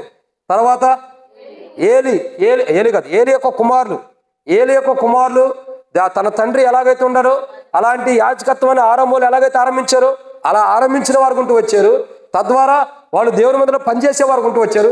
మనం కూడా సంవత్సరం మొదట్లో దేవుని మందిరంలో యాజకత్వం అంటే దేవుని మందిరంలో పనిచేసే ధన్యత ఇచ్చాడు. మొదటి పునరుద్ధాన దినంలో సంవత్సరం చివరిలో కూడా అదే ధన్యత, అదే యాజకత్వాన్ని దేవుడు ఇచ్చినందుకు దేవుడిని ఆరాధించాలి. ఇది 3. 4వ కోణం ఏంటి? ఇక్కడ ఎవరు? 4వదిగా అబ్షాలోము ఎవరు? తన ఆరంభ దినాలు ఎలా ఉండే చూడండి. అబ్షాలోము ఎవరు? దావీదు రాజు యొక్క కుమారుడు. ఎవరు కుమారుడు? దావీదు రాజు యొక్క కుమారుడు. దావీదు ఎవరు? గొర్రెల దొడ్లో నుంచి పిలువబడిన వాడై దేవుని చేత ఎన్నుకోబడి దేవుడు చూసినప్పుడు తన హృదయం దేవుని యందు బాగుంది కాబట్టి దేవుని దృష్టిలో హృదయం బాగున్నటువంటి దావీదు ఇప్పుడు దేవుడు ఏం చేశాడు? రాజుగా చేసిన తర్వాత కొన్ని పరిస్థితులు ఎదురని తర్వాత అవన్నీ చక్కపరుచుకుంటూ వచ్చారు. దావీదు రాజుకి దేవుడు ఏమి ఇచ్చాడు? కుమారుని ఇచ్చారు. చాలా మంది ఇచ్చారు. వారిలో 3వ వ్యక్తి కదా ఈయన అబ్షాలోము ఇచ్చాడు. ఇప్పుడు అబ్షాలోము ఎవరు? దావీదు రాజు యొక్క కుమారుడు. అంటే అబ్షాలోము పుట్టుక ఎలా ఉంది? దావీదు రాజు ఎలా ఉన్నాడు తర్వాత సంగతి. అబ్షాలోము పుట్టుక ఎలా ఉంది? రాజు యొక్క కుటుంబంలో పుట్టినవాడు ఉంటాడు. ఎక్కడ పుట్టాడండి?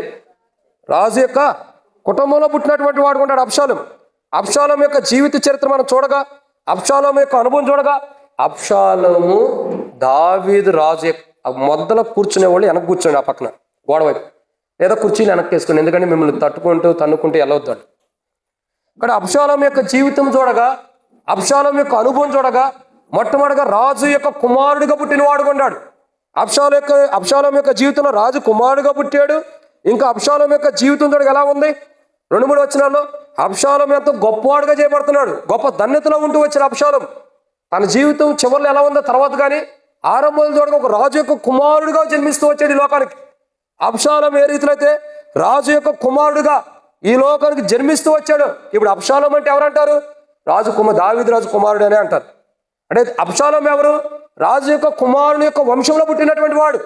అదే రీతిలో దేవుని యొక్క వాక్యాన్ని చూసినట్టే మనము ఒకప్పుడు ఏ తల్లి గర్భంలో మనం ఏ రీతిలో పుట్టినప్పటికీ, ఏ రీతిలో అంటే దరిద్రులుగా, ధనవంతులుగా, పేదవారుగా, ధనికులుగా మనం పుట్టినప్పటికీ యేసు ప్రభు వారిలో రాజులైన యాజక సమూహంలో యేసు ప్రభు వారు మన పరలోకపు రాజు కాబట్టి ఆయన ద్వారా నూతనంగా పుట్టే ధన్యత దేవుడు మనకు అనుగ్రహించాడు. ఇప్పుడు మనం ఏ తల్లి గర్భంలో మనం పుట్టినా, ఏ తల్లి అంటే మన తల్లిదండ్రులు పేదవారైనా, ధనికులైనా, ఉన్నవారైనా, లేనివారైనా. ఏ తల్లి అయినా ఎందుకంటానంటే ఇదే కారణం. లేని తల్లులు ఉంటారు, ఐశ్వర్యవంతులు కలిగిన తల్లి ఉంటారు, దరిద్రాన్ని అనిపించే తల్లిదండ్రులు ఉంటారు, ఐశ్వర్యవంతులైన తల్లిదండ్రులు ఉంటారు. సో మనం ఏ తల్లి గర్భం అంటే ఎలాంటి స్థితిలో ఉన్న తల్లి గర్భంలో మనం పుట్టినా, దేవాతి దేవుడు అన్నాడు అబ్షాలోము ఎలాగైతే రాజు యొక్క కుటుంబంలో జన్మించినట్టుగా దేవుడు అనుమతించాడో, మనం ఏ తల్లి గర్భం పుట్టినా నూతన సృష్టిలోకి వచ్చేసేసరికి, మన ఆత్మీయ జీవితం మారేటానికి, మన మనసు మారేసరికి, మనం నూతన జన్మ మనం పొందుకున్న అనుభవం బట్టి రాజుల యొక్క కుటుంబంలోనే మనకు వచ్చింది. యేసు ప్రభువారు ఎవరు? రాజులకే రాజు వయ్య అని పాట కూడా పాడుకుంటూ వస్తారు. కానీ ఆయన ఎవరు? యేసు ప్రభువారు రాజులకే రాజు. ఇప్పుడు మనం యేసు ప్రభువారిలో నూతన జన్మ కలిగి ఉన్నామంటే ఏం జరిగినట్టు? మనం కూడా రాజుల యొక్క కుటుంబంలో నూతనంగా పుట్టబడ్డామని అర్థం. యేసు ప్రభు అంటాడు, ఒకడు క్రొత్తగా జన్మిస్తేనే కానీ అతడు దేవుని రాజ్యానికి వెళ్ళలేడు. ఇప్పుడు మనం ఎలా ఉన్నాం? అబ్షాలోము రాజుల కుటుంబాల్లో జన్మించినట్లు మనము రాజు అయినటువంటి యేసు ప్రభు ద్వారా నూతనంగా జన్మించి రాజుల కుటుంబంలో జన్మించిన వారు ఉన్నాం. ఇప్పుడు గమనించమంటారా? అబ్షాలోము చచ్చిపోయేంత వరకు కూడా రాజు కుమారుడిగా ఉంటాడా, దాసుడు కుమారుడిగా ఉంటాడా? అంటే సంవత్సరం మొదట్లో దేవుడు రాజు యొక్క ఆయన పరలోకపు రాజుగుండి ఆయన కుమారులు కంటే రాజు కుమారులుగా మనం ఎలా సృష్టించి నూతన సంవత్సరంలో మొదటి పునరుద్ధాన దినంలో ప్రవేశింపజేసాడు, అదే ప్రభు మార్పు చెందినవాడు. యేసు ప్రభు నిన్న నేడికి ఏకరీతికుంటాడు, యెహోవా నేను మార్పు చెందినవాడు నేను దేవుడు ఎలా చెప్తూ వచ్చాడు. సంవత్సరం చివరి ప్రభు యొక్క పునరుద్ధాన దినంలో కూడా దేవుడు మార్పు చెందకోకుండా మనల్ని రాజు యొక్క కుమారులుగానే, రాజులైన యాజక సమూహంలోనే ఉంచి రాజుల యొక్క కుమారులుగా మనల్ని సిద్ధపరిచాడు. మొదటి పునరుద్ధాన దినంలో ఏ రాజులుగా ఉండే ధన్యత దేవుడు కృపలో ఇచ్చాడో, ఈ సంవత్సరం చివరి పునరుద్ధాన దినంలో కూడా అదే దేవునిలో రాజులుగా మనం సిద్ధపరచబడి ఉన్నాం. ఇక్కడ మనం ఎవరంటే రాజులైన యాజక సమూహంలో ఉంటాం, రాజులు లాంటి వారు. ఇంత గొప్ప ధన్యతలోనికి దేవుడు మనం తీసుకొచ్చినందుకు మనం ప్రభుని ఆరాధించాలి. ఇది 4వ మాట. 5వ విషయాన్ని, మొదటి రాజుల గ్రంథం ఆరంభం. మొట్టమొదటి ఆదాము చాలా మంచివాడుగా దేవుడు సృష్టించుకున్నాడు, తనకు ఎన్నో ఆశీర్వాదాలు ఇచ్చాడు. 2వ వ్యక్తి ఏశావు, తను ప్రేమించాడు, తండ్రి ప్రేమనిచ్చి దీవెనలు ఇవ్వడానికి ఇష్టపడ్డాడు. 3వ వ్యక్తి ఏలీ కుమారులు, వారు దేవుని సన్నిధిలో తన తండ్రి ఉన్నట్టు యాజకత్వం చేస్తూ పని చేస్తున్నారు దేవుని మందిరంలో. 4వ వ్యక్తి అబ్షాలోము, రాజు కుమారుల యొక్క వంశంలో పెట్టాడు, రాజు కుమారుడుగా ఈ లోకం విడిచిపెట్టాడు. కాబట్టి మనం కూడా రాజుల యొక్క నూతన జన్మ, రాజు అయినటువంటి యేసు ప్రభువులో మనకు నూతన జన్మ వచ్చింది. ఆ నూతన జన్మ రాజు కుమారులుగా ఎలా ఉన్నామో అలాగే ముగింపు. 4వదిగా చూస్తూ వచ్చాం. 5వది చూసినట్టయితే మొదటి రాజుల గ్రంథం 16వ అధ్యాయం 23వ వచనం. మొదటి రాజుల గ్రంథం 16వ అధ్యాయం 23వ వచనం.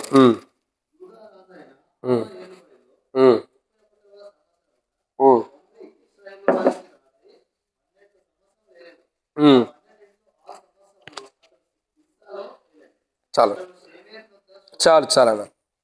ఇక్కడ మనం చూస్తున్న మాట ఏంటి? మొదటి రాజుల గ్రంథం 16వ అధ్యాయం 23వ వచనంలో ఎవరు కనపడుతున్నారు మనకి? ఎవరు? యోధా రాజైన ఆసా ఏలుబడిలో 31వ సంవత్సరం మందు ఒమ్రీ ఏలుబడిలో 31వ సంవత్సరం ఒమ్రీ ఇశ్రాయేల్ వారికి రాజై 12 సంవత్సరాలు ఏలేరు. ఎవరు ఈయన? ఓమ్రి.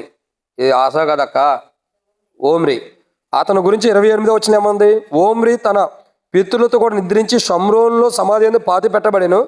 అతని కుమారుడైన ఆహాబు అతనికి మరుగుగా ఏమయ్యాడు? తండ్రి రాజు అయితే భటుడయ్యాడా? తండ్రికి బదులుగా మరలా రాజు అయ్యాడు. అంటే ఇక్కడ గమనించాల్సిన కోణం ఏంటి? ఆహాబు ఏ కుటుంబంలో పుట్టాడు చెప్పండి? రాజు యొక్క కుమారుడిగా జన్మించాడు. ఎక్కడ? రాజు యొక్క కుమారుడిగా జన్మించాడు. రాజు తర్వాత రాజు అంతటోడయ్యాడు. అబ్షాలోము ఆ ధన్యత కలగల అబ్షాలోముకి, కానీ కావాలని ప్రయాసపడ్డాడు. కానీ ఇక్కడ ఆహాబు యొక్క జీవితాన్ని మనం చూస్తున్నాం. ఎవరి జీవితం ఇది? ఆహాబు. ఆహాబు ఆరంభం ఎలా ఉంది? రాజుల యొక్క కుటుంబంలో పుట్టాడు. తర్వాత ఆహాబు ఏం చేయబడుతున్నాడు? రాజు తర్వాత రాజు అవుతున్నాడు. అంటే ఆ అర్హతలు దేవుడిస్తూ వచ్చాడు. ఓమ్రి రాజు అవుతూ వచ్చాడు. అతడు చనిపోయిన తర్వాత ఏం జరుగుతూ వచ్చింది? అతని కుమారుడు అయినటువంటి ఆహాబు రాజు అవుతూ వచ్చాడు. ఇక్కడ గమనించాల్సిన కోణం ఏంటి? ఆరంభంలో తన తండ్రి రాజుగా ఉంటూ వచ్చాడు. తర్వాత తాను కూడా రాజుల యొక్క కుటుంబాల్లో పుట్టాడు. తర్వాత రాజు సింహాసనాన్ని అతిష్ఠించే అంత గొప్ప ధన్యత ఆహాబుకి ఇవ్వబడుతూ వచ్చింది. ఆహాబు యొక్క ఆరంభం చూడండి ఎంత గొప్పగా ఉందో. రాజుల కుటుంబాల్లో పుట్టాడు. రాజు యొక్క సింహాసనాన్ని అధిష్ఠించేవాడు, అంటే రాజు సింహాసనం మీద కూర్చుండే ధన్యత ఆహాబుకి ఇవ్వబడుతూ వచ్చింది. ఏలి ఎక్కడ కూర్చున్నాడు? దేవుని మందిరంలో ఉన్న సింహాసనం మీద. ఆహాబు ఎక్కడ కూర్చున్నాడు? రాజుల యొక్క సింహాసనం మీద కూర్చుండే ధన్యత ఆహాబుకి ఇవ్వబడుతూ వచ్చింది. ఏ ధన్యత అండి? రాజుల యొక్క సింహాసనం మీద కూర్చుండే ధన్యత. ఎందుకంటే తన తండ్రి రాజు, తర్వాత తాను కూడా ఎక్కడ కూర్చున్నాడు? భటుడు వలె ఒక ఈటను పట్టుకున్నాడు, డాల్ను పట్టుకుని లేడు. ఎక్కడ ఉన్నాడు? తండ్రి వలె సింహాసనం మీద కూర్చుని ఉన్నాడు. అంటే ఇక్కడ గమనించాల్సిన కోణం ఏంటంటే, ఆహాబు రాజుల కుటుంబాల్లో జన్మించినట్లు మనం కూడా రాజుల కుటుంబాల్లో జన్మించాం.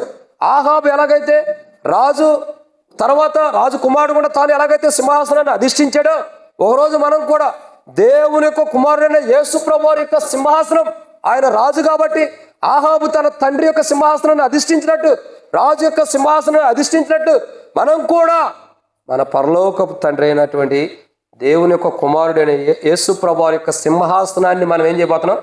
అధిష్ఠించబోతున్నాం. అందుకంటాడు కదా, జయించువాడు నాతో పాటు నా సింహాసనం మీద కూర్చుంటాడని ప్రకటన గ్రంథంలో ప్రభు మాట్లాడుతూ వస్తాడు. జయించువాడు అంటే మనం ఏవైతే ఈ లోకంలో జయించుకుంటూ వెళ్తున్నామో ఆయనతో పాటు ఆయన సింహాసనం మీద కూర్చునే ధన్యత దేవుడు మనకిస్తూ వచ్చాడు. ఆహాబు ఎలాగైతే తండ్రి తర్వాత రాజు యొక్క సింహాసనం మీద కూర్చోడానికి అర్హుడు కొంటాడు, మన పరలోకపు తండ్రి రాజు అయినటువంటి యేసు ప్రభువారు ఆయన సింహాసనం మీద కూర్చునే అర్హత, ఆయన కలువరిశిల యొక్క రక్తం ద్వారా మనల్ని కడిగి పరిశుద్ధపరిచి పవిత్రపరిచి ఆ పరలోకపు రాజు అయిన యేసు ప్రభువారి యొక్క సింహాసనం మీద మనం కూర్చునే ధన్యత మనకు దేవుడు అనుగ్రహించాడు. ఆహాబు ఏ రాజు సింహాసనం మీద కూర్చోడానికి అర్హుడు? కారణం ఏంటి? ఆయన తండ్రి రాజు. మనం కూడా మన పరలోకపు తండ్రి రాజు కాబట్టి ఆ సింహాసనం మీద కూర్చునే అర్హత మనకి, రాజులుగా మనం సిద్ధపరిచే అర్హత మనకి ఇచ్చాడు. ఇందుని బట్టి మనం సంవత్సర ఆరంభంలో ఎలాగైతే రాజుల యొక్క కుటుంబంలో రాజుల యొక్క కుమారుడుగా జన్మింపజేసి ఆయన సింహాసనాన్ని ఇవ్వడానికి ఎలాంటి ధన్యతనైతే ఇచ్చాడో, సంవత్సరం మొదటి పునరుద్ధానంలో ఆయన సింహాసనం కూర్చునే ధన్యత ఏదైతే ఇచ్చాడో, సంవత్సరం చివరిలో కూడా ఎప్పటికి కూడా ఆయన సింహాసనం మీద కూర్చునే ధన్యత దేవుడు క్రీస్తు యేసులో మనకిస్తున్నాడు. దాన్ని బట్టి మనం ప్రభుని సంవత్సరం మొదట్లో ఏ సింహాసనం కూర్చునే ధన్యత ఇచ్చాడు, సంవత్సరం చివరిలో కూడా ఆ సింహాసనం మీద కూర్చునే ధన్యత దేవుడు క్రీస్తు యేసులో మనకి ఇచ్చినందుకు మనం ప్రభుని ఆరాధించాలి. ఇది ఎన్నమాట? 5. ఇక 6వ విషయం చూద్దానండి. 6వ విషయం 2వ రాజుల గ్రంథం 4వ అధ్యాయం. 2వ రాజుల గ్రంథము 4వ అధ్యాయం. వెనకుండే చూడండి అక్కడ కుర్చీలు, బ్రదర్స్ సరిపోవాయి. బ్రదర్స్ గురించి వెనకున్న కుర్చీలు కూర్చోండి, లేకపోతే వెనకున్నవారు ఇంక వెనక జరగండి. మీ వెనకాల ఉన్న కుర్చీలో కూర్చోండి. మీరు ముందులో వచ్చేవాళ్ళు ముందులో ఉన్న కుర్చీలో కూర్చుంటారు. కాబట్టి ఇక్కడ మనం చూస్తున్న 6వ మాట 2వ రాజుల గ్రంథము 4వ అధ్యాయం 12వ వచనం. ఇక్కడ మరొక వ్యక్తిని చూస్తున్నాం. తన ఆరంభ దినాలు ఎలా ఉండి, మొట్టమొదటిగా ఆదామును చూస్తూ వచ్చాం మంచివాడుగా, రెండోదిగా ఏశావు ప్రేమించబడిన వాడిగా ఆరంభంలో, మూడోదిగా ఏలీ కుమారులు దేవుని మందిరంలో పరిచయం చేస్తున్నాడు, నాలుగోదిగా అబ్షాలోము ఏం చేస్తున్నాడు? రాజు యొక్క కుమారులో పుట్టిన ధన్యత ఉంది. 5వదిగా ఆహాబు రాజు కుటుంబంలో పుట్టి రాజు యొక్క సింహాసనం అధిష్టిస్తున్నాడు. 6వదిగా ఎవరు? 2వ రాజుల గ్రంథం 4వ అధ్యాయం 12వ వచనం చూడగా ఎవరు? చదవండి 12వ వచనం. పిమ్మట అతడు తన దాసుడైన గెహాజీని పిలిచి ఉమ్, ఉమ్, ఉమ్, ఆ, ఆ, ఉమ్, ఉమ్,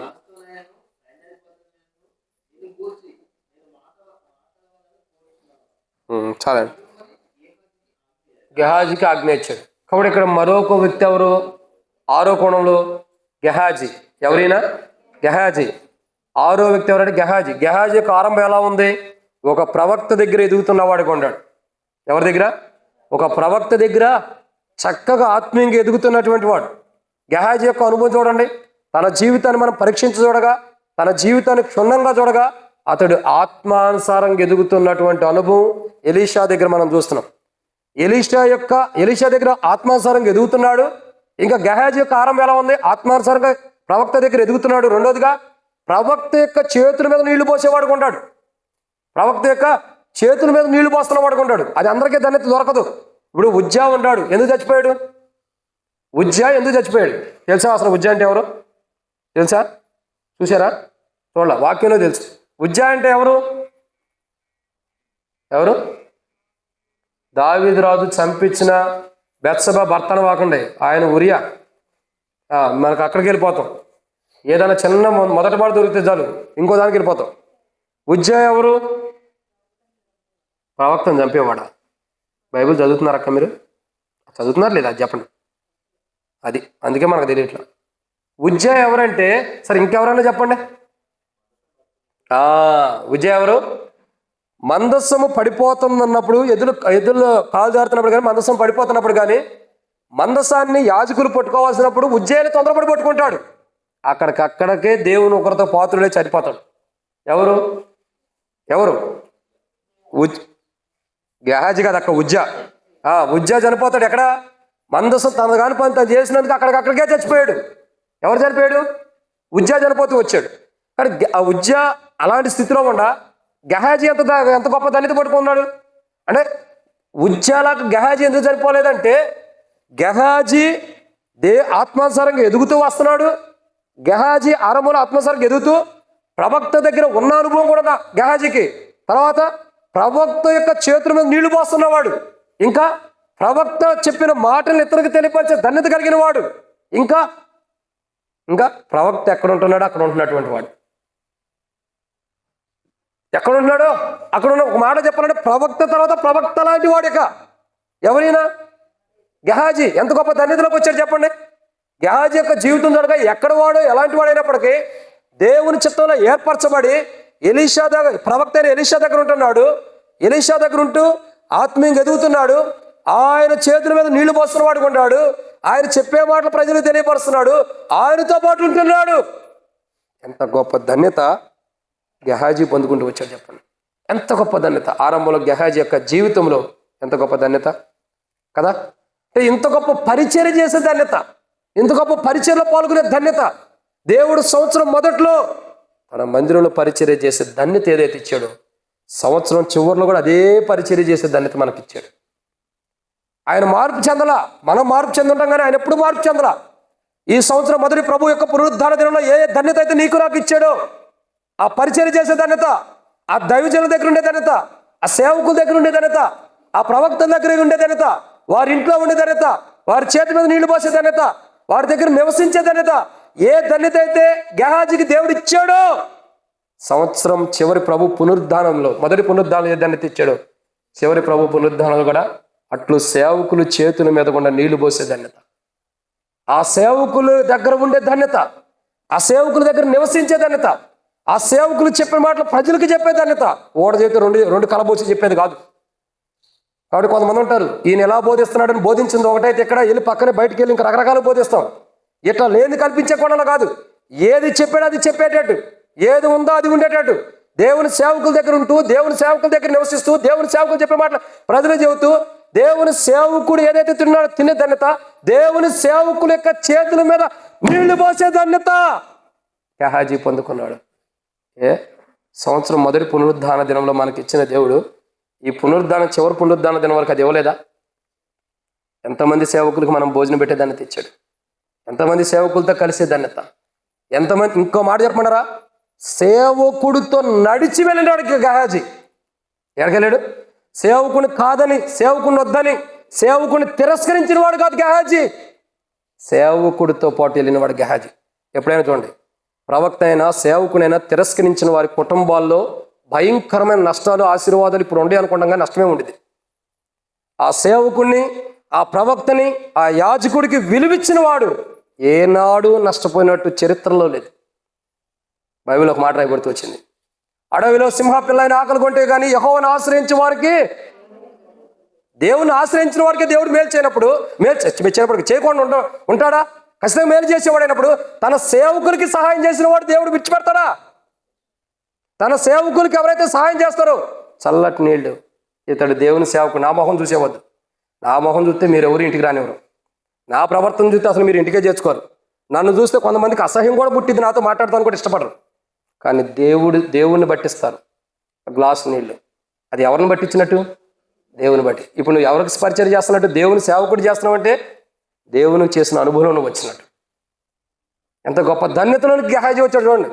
దేవుని, మన భాషలో చెబుతున్నా, దేవుని సేవకుడితో ఉన్నాడు, దేవుని సేవకుడి దగ్గర నివసిస్తున్నాడు, దేవుని సేవకుడి చేతుల మీద నీళ్లు పోస్తున్న వాడుకుంటాడు, దేవుని సేవకుడు చెప్పే మాటలు ప్రజలకు తెలియపరుస్తున్నాడు. దేవుని సేవకుడు ఉండే ధన్యతలోనికి గెహాజీ కూడా వచ్చాడు. ఆరంభంలో ఎంత గొప్ప ధన్యత! ఇంత గొప్ప ధన్యత దేవుడు గెహాజీకే కాదు, మనకు కూడా ఇచ్చాడు ఆ ధన్యత. సరే, తర్వాత అతని జీవితం ఏమైంది అన్నది next second option, second part అది. ఇప్పుడు చూడగా తనకి ఎంత గొప్ప ధన్యత. ఒక సేవకుడి దగ్గరికి, ఈ రోజుల్లో సేవకుడు అంటే విలువ లేదు. సేవకుడు కింద కూర్చుంటే అనేక మంది కుర్చీలో కూర్చొని కాలు మీద కాలు వేసుకునే వాళ్ళు ఉంటారు. నువ్వు అట్లా చేసిందని కూడా ఒక రోజు నీకు తీర్పు ఉండిద్ది, ఏదో చక్కగా ఉందనుకుంటున్నావు. సేవకుడు అంటే ఈరోజు విలువ లేదు ఎవరికి కూడా. ఆ రోజుల్లో సమూయేలు బలులు అర్పించి విందు కొరకు వస్తున్నప్పుడు అక్కడ కూర్చున్న వారందరూ లేచి నిలబడుతున్నారు, సమూయేలు వస్తున్నాడంటే. ఈ రోజులో సేవకుడు వస్తున్నాడంటే వాడు చెప్పుకుని పోతాడు, వాడితో నాకు ఎందుకు అనుకునే వాళ్ళు ఎక్కువ ఉన్నారు మందిరాల్లో. వాడిదేముందో అన్నట్టు, వాడిదేముందో మధ్యాకాశానికి వెళ్ళినప్పుడు దేవుడు చూపిస్తాడు వాడు ఎలాంటి వాడు అన్నది. నీ మధ్యలో ఉన్న సేవకుడు ఎలా, వాడిదేముందో అనుకుంటాం, వాడు ఎట్లాంటి వాడు, నీ మధ్యలో ఉన్న సేవకుడు ఎలాంటి వాడు అన్నది మధ్యాకాశానికి వెళ్ళినప్పుడు ఆ సేవకుడు విలువ ఏందన్న దేవుడు చూపిస్తాడు. అప్పుడు తల బాదుకుని, గుండెలు బాదుకుని, రొమ్ములు గుద్దుకున్నా ఏం నష్టం లేదు, గాడిని మోసింది బూడిద పోతాం తప్ప. అంత గొప్ప ధన్యతని దేవుడిస్తున్నాడు. చూడండి ఎంత గొప్ప ధన్యత. సేవకులకు పరిచర్య చేసే ధన్యత. చేయనోళ్ళు వారి జీవితంలో దేవుని ఆశీర్వాదం పొందుకోవాలి, వాళ్ళ గురించి మనకు అనవసరం. మనం దేవుని సేవకులకి ఏ పరిచర్య చేసామో, ఆ గెహాజీ ఎలీషాకి చేసిన పరిచర్య సంవత్సరం ఆరంభంలో దేవుడు మనకి ఇచ్చాడు. ఆ సంవత్సరం ఆరంభం మొదటి పునరుద్ధానంలో ఏదైతే ఇచ్చాడో, సంవత్సరం చివరి ప్రభు యొక్క పునరుద్ధానంలో కూడా ఆ ధన్యత మనకి ఇచ్చాడు. దేవుని ప్రజలకి, దేవుని ప్రవక్తలకి, దేవుని సేవకులకి పరిచర్య చేసే ధన్యత. దాన్ని బట్టి మనం ప్రభువుని ఆరాధించే వారికి ఉండాలి. ఇది ఎన్నో మాట? 6. ఇక 7వ విషయాన్ని చూద్దామండి. అపోస్తల కార్యములు 4వ అధ్యాయం. అపోస్తల కార్యములు 4వ అధ్యాయం 37వ వచనం. అపోస్తల కార్యములు 4వ అధ్యాయం 37వ వచనం. దాని వెల తెచ్చి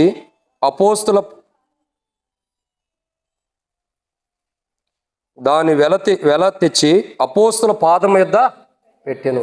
కాబట్టి ఇక్కడ ఎవరు పెట్టారు అంటే, అంతకుముందు ఒక వ్యక్తిని పెట్టాడు. 5వ అధ్యాయం 1వ వచనం చూడగా, అననీయ అనే ఒక మనుషుడు తన భార్య అయిన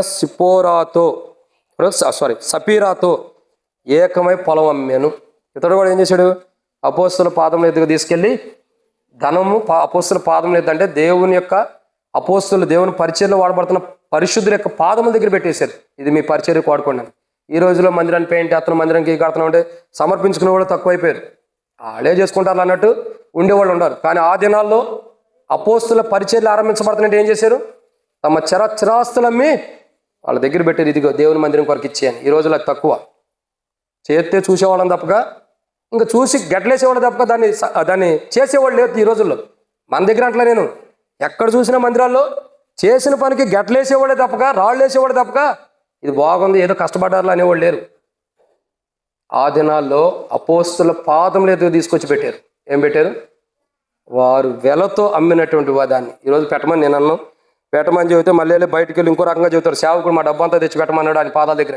మీ డబ్బు వద్దు, మీ ఆస్తి వద్దు మాకు. కాబట్టి అపోస్తల పాదముల యొద్ద పెట్టారు. వాళ్ళు ఏం చేశారు? ఆస్తి కలిగిన వాడు. ఇక్కడ ఎవరంటే అనన్య అని చూస్తున్నాం. అనన్య ఏం చేస్తున్నాడు? దేవుని సంకల్పంలో ఆస్తి కలిగినటువంటి వాడిగా మనం చూస్తున్నాం. అనన్య ఎలాంటి వాడు? అనన్య ఆస్తి కలిగిన వాడు, సమృద్ధైన ఆస్తి కలిగినటువంటి వాడు. అంత గొప్ప అనన్య ఆరంభ దినాలు ఎలా ఉన్నాడు? ఎంతో ఆస్తి కలిగి, తన పితరులు ఎవని తన తల్లిదండ్రుల ద్వారా వచ్చిన లేదా తాను సంపాదించుకున్న ఆరంభంలో తన జీవితం ఎంతో ఆస్తిపరుడుకుంటూ వచ్చాడు. ఆస్తికర్తడుగా దేవుడు చేస్తూ వచ్చాడు అనన్యాన్ని. అనన్య ఎలాగైతే అనన్యాన్ని కానీ తన భార్య అయిన సఫీరాని కానీ ఎంత గొప్ప ఆస్తికర్తలుగా దేవుడు ఆరంభంలో చేస్తూ వచ్చాడు, అదే దేవుడు, అదే గొప్ప దేవుడు మన జీవితాల్లో కూడా కలువరిశిలో రక్తం ద్వారా మనం కడగబడినప్పుడు, ఆ మరణ భూస్థాపన పునరుద్ధానంలో మనం పాలు పంపులు పొందినప్పుడు అంత గొప్ప దేవుడు పరలోకంలో మనల్ని ఆస్తికర్తలుగా చేస్తూ వచ్చాడు. అనన్య ఏ రీతిలో అయితే ఆస్తికర్తలుగా దేవుడు చేస్తూ వచ్చాడు అనన్యాని, సఫీరాని, అదే రీతిలో దేవుడు మనల్ని కూడా పరలోకంలో ఆస్తికర్తలుగా దేవుడు మనల్ని సిద్ధపరుస్తూ సిద్ధపరిచాడు. ఈరోజు మన స్వాస్థ్యం, మన ఆస్తి ఎక్కడ ఉంది? ఇంట్లో ఉంది, బీరువాలో ఉందని చెప్పకండి. మన ఆస్తి అంతా కూడా పరలోకంలోనే ఉంది. మన స్వాస్థ్యం పరలోకంలోనే. మనం ఆస్తికర్తల కంటే ఈ లోకంలో దరిద్రులు గుండా పరలోకంలో సమృద్ధైన ధనవంతులు ఉంటూ వచ్చాం. కారణం ఏంటి? యేసు ప్రభువు ఈరోజు మనల్ని ఆనాడు అనన్య సఫీరాని ఏ రీతిగా ఆస్తికర్తలుగా చేశాడు, పరలోకంలో దేవుడు మనల్ని అట్టి ఆస్తికర్తలుగా మనం చేస్తూ వచ్చాడు. అనన్య ఆరంభ దినాలు ఎట్లా ఆస్తికర్తలుగా ఉంటూ వచ్చాడు, ఆస్తి సమృద్ధి కలిగిన వాడు ఉంటూ వచ్చాడు, అట్లాగే పరలోకంలో కూడా మనం కూడా ఆస్తికర్తలుగా ఆస్తిని, పరలోకంలో మనకు ఇవ్వబడుతున్న ఆస్తిని సంపాదించుకున్న వారుగా దేవుడు మనం సిద్ధపరిచినందుకే ప్రభువుని మనం ఆరాధించేవారు ఉండాలి. ఇది 7వ మాట. అడే ఆరంభము. మొట్టమొదటిగా ఆదాము యొక్క జీవితం ఆరంభం. దేవుడు ఆదాము సృష్టించినప్పుడు మంచివాడుగా ఉన్నాడు కాబట్టి, చాలా మంచివాడుగా ఉన్నాడు కాబట్టి ఆదాముకి ఎన్నో ఆశీర్వాదాలు దేవుడు ఇచ్చాడు. రెండో వ్యక్తి ఏసేవు ఆరంభ దినాల్లో తండ్రి ప్రేమను పొందుకున్నాడు, దేవుని కూడా పొందుకోవడానికి సమీపంగా ఉన్నాడు. మూడో వ్యక్తి ఏలి కుమారులు దేవుని సన్నిధిలో ఉంటే యాజకత్వం చేస్తూ దేవుని మందిరంలో పనిచేసేవారు ఉన్నారు. నాలుగో వ్యక్తి అబ్షాలోము, రాజు తర్వాత రాజులాగా ఉంటూ వచ్చాడు, క్షమించండి, రాజు యొక్క కుటుంబంలో పుట్టిన వాడుకున్నాడు. ఐదవ వ్యక్తి ఆహాబు, రాజు తర్వాత రాజు అంతటివాడికి అయ్యి రాజు యొక్క సింహాసనం అధిష్ఠించే ధన్యత ఉంది. ఆరో వ్యక్తి గెహాజీ, దేవుని సేవకులకి దేవుని పరిచారికి చేసేవాడుకుంటూ వచ్చాడు. 7వ వ్యక్తి అనన్య సఫీరా, సమృద్ధైన ఆస్తికర్తలుగా దేవుడు చేశాడు. వీరు ఎలాగైతే అవుతూ వచ్చారో ఆత్మ సంబంధమైన విధానంలో ఆరంభంలో ప్రభువునందు రక్షించబడిన మన జీవితాల్లో దేవుడు ఇట్టి గొప్ప ధన్యతలు ఇచ్చాడు. ఏ ధన్యతలైతే దేవుడు ఇచ్చాడో తీసేసేలా. ఈ సంవత్సరం మొదటి పునరుద్ధానంలో ఏ ధన్యతలు అయితే ఇచ్చాడో, ఆదాంకి ఇచ్చిన ధన్యత, ఏసావుకి ఇచ్చిన ధన్యత, ఇంకా ఏలి కుమారులకి ఇచ్చిన ధన్యత, ఇంకా అబ్షాలోంకి ఇచ్చిన ధన్యత, ఇంకా ఆహాబుకి ఇచ్చిన ధన్యత, గెహాజీకి ఇచ్చిన ధన్యత, అనన్య సఫీరాకి ఇచ్చిన ధన్యత ఆరంభం మొదటి ఈ యొక్క సంవత్సరం మొదటి పునరుద్ధాన దినంలో ఇచ్చాడు. అదే ధన్యతలో అదే ఆశీర్వాదం వాళ్ళకి ఇచ్చినవే ఈ సంవత్సరం చివరి పునరుద్ధాన దినం వరకు కూడా మన మీద ఉంచుతూ వచ్చాడు దేవుడు. అంత గొప్ప దేవుణ్ణి, అంటే ఆయన మార్పు చెందకోకుండా, ఆయన ఆశీర్వాదాలు, ఆయన దీవెనలు మన నుండి విడిపోకుండా సమృద్ధిగా మనకిచ్చి ఇంత గొప్ప మందిరాన్ని, సంవత్సరం మొదట్లో లేని మందిరం సంవత్సరం చివరిలో ఇంత గొప్ప మందిరాన్ని దేవుడు ఇచ్చినందుకు కూడా మనం ఈ సంవత్సరం చివరి ప్రభు పునరుద్ధాన దినంలో ప్రభుని ఖచ్చితంగా ఆరాధించాలి. నీ రక్షణ కొరకు ఎలా ఆరాధిస్తావో, ప్రభు నీకు ఇచ్చిన రక్షణ బట్టి, ప్రభుని నీ పాపాలు క్షమించిన దాన్ని బట్టి ఎలా ఆరాధిస్తావో, నీ జీవితంలో ప్రభు చేసిన ఈ సంవత్సరం అంతా ప్రతి పునరుద్ధాన దినంలో ప్రతి సంవత్సరం అంతా కాపాడి చివరి పునరుద్ధాన దినంలో ప్రభు తీసుకొచ్చినందుకు ఎలా సంతోషంగా ఆరాధిస్తావో, సంవత్సరం మొదట్లో లేని మందిరాన్ని సంవత్సరం చివరిలో దేవుడు మనం ఈ మందిరంలో 31st నైట్ జరుపుకోవడానికి, చివరి పునరుద్ధాన దినంలో ఇక్కడ కలిగి ఉండడానికి దేవుడు మనకి ఇచ్చినందుకు కూడా చివరి పునరుద్ధాన దినంలో, పోయిన సంవత్సరం చివరి పునరుద్ధాన దినంలో మనకు మందిరం లేదు, కానీ ఈ సంవత్సరం మొదటి పునరుద్ధాన దినంలో కూడా మందిరం లేదు, కానీ ఈ సంవత్సరం చివరి పునరుద్ధాన దినంలో దేవుడు మనకు మందిరాన్ని ఇచ్చినందుకు మీ రక్షణ బట్టి ఎట్లా ఆరాధిస్తారు, ఈ మందిరం దేవుడు ఇచ్చినందుకు కూడా అట్లు దేవుని ఆరాధించే వరకు మనం ఉన్నట్లు ప్రభు మన సాయించను గాక. ఆమేన్. ఈ సమయంలో మనం లేచి నిలబడినట్లయితే మనం పాట పాడుకుందాం. ఒకరి తర్వాత ఒకరు మార్చి ప్రభుని ఆరాధన చేద్దాం.